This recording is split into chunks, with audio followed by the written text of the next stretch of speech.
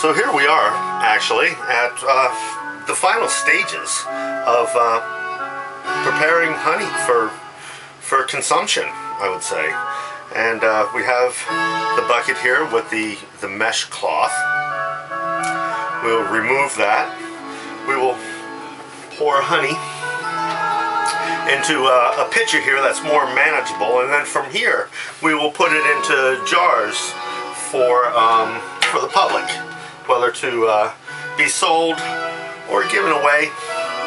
I give away all my honey. I have an awful lot of friends, and I'm more than happy and willing to share the bounties of my honey. I don't need to sell it. I have too many friends. I can't afford to take the time to sell it.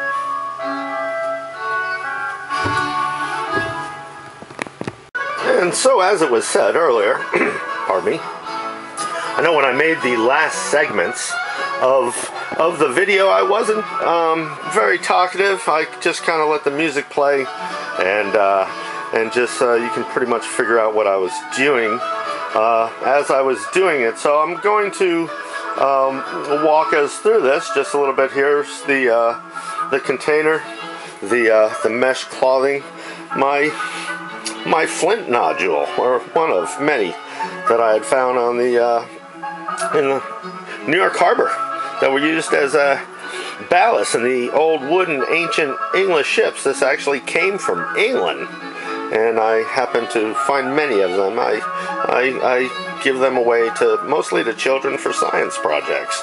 So here's the gate. We'll be opening that up and putting it into this pitcher. I just love these wooden spoons.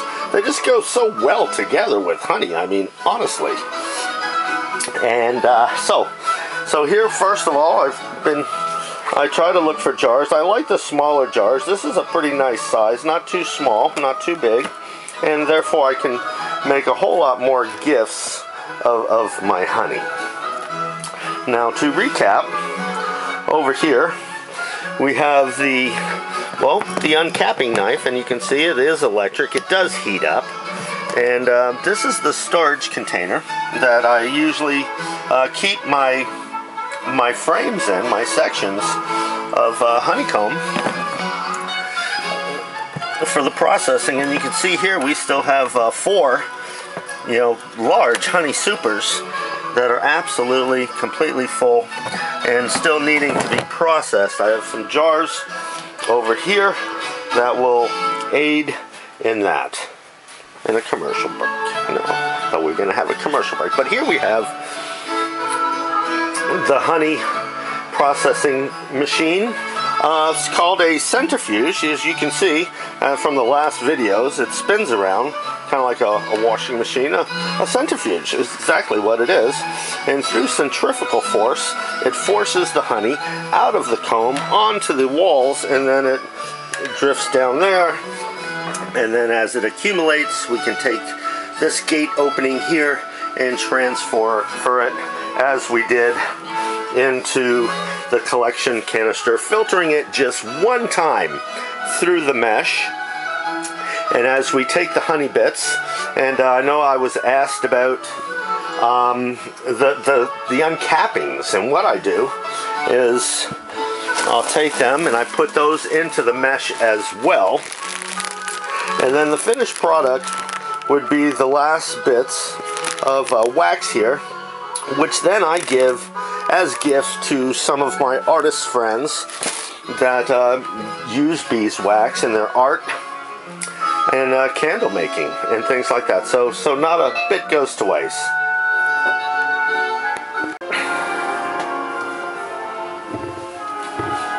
And so here we are, the final stage, like I said. And we will remove the ballast, remove the lid, there's still a little bit of honey here, but as you will see, it's been dripping and drying, even in the winter, for quite a while. And here we are with, that's it, the uncappings. They're still plenty of pollen in here and little bits of honey as well, and that will be put to good use. One thing about this whole process is that the honey and the beeswax gets all over the place, and I may do the last 4 honey sections this Sunday. I need to call some friends. I have told them that I would help them do it. They've wanted to work with the honey, and hopefully I've got the camera mounted low enough to demonstrate this part. I mean, it is actually quite simple. Filling up a pitcher, and there we will transfer it from there. Like I said, it's one of my favorite parts. Is that? Oh, that is just so good. That is just so good. This is mostly Russian olive here now, and I try to divide it by the colors so we can get some pure honey. If you ever went to an actual honey shop, and they have all the various varieties. I've got to do this. I'm so sorry. This is probably tempting, but oh my goodness. Russian olive. It's not actually an olive plant at all. And I was so curious years ago whether or not it actually had a nectar reward for the pollinator. And I was able to confer that. And where I live here in the woods, which I want to make note that I plan on actually shooting a video here before I take off to hike the other half of the Appalachian Trail about the way I live. I'm living here in a camper in the woods in a 100-acre wooded parcel, just kind of like Winnie the Pooh and the gang, 100-acre woods with my bees. You know, and that's all just purely coincidental. And it's funny the way some things work out. But as you see here, the process is quite simple. I filter it one time, and that's it.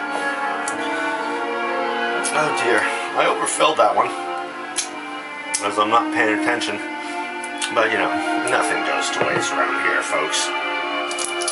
And that's it. Like I said, I filter it one time. So this baby is loaded with propolis, pollen, and honey. It's completely raw. And then it has all the lovely bits. That's good for you. And it tastes good too.